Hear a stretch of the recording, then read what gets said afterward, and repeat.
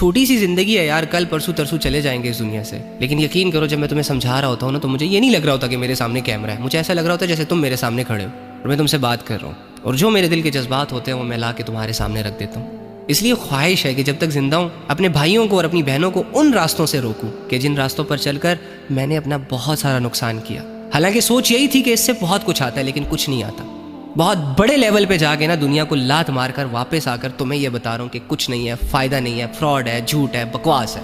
اور اتنے یقین سے تمہیں کہہ رہا ہوں کہ خدا کی قسم اللہ سچ کہہ رہا ہے، سچ کہہ رہا ہے، سچ کہہ رہا ہے، کیونکہ وہ جھوٹ سے پاک ہے.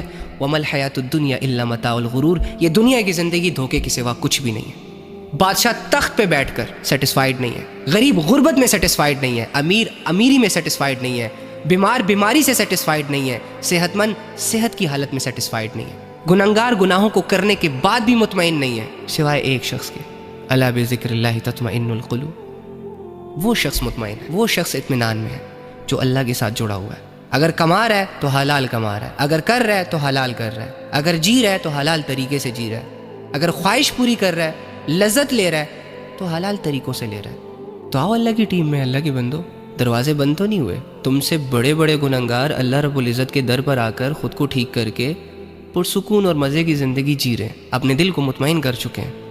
تم تو بہت چھوٹے لیول کے گنہگار ہو.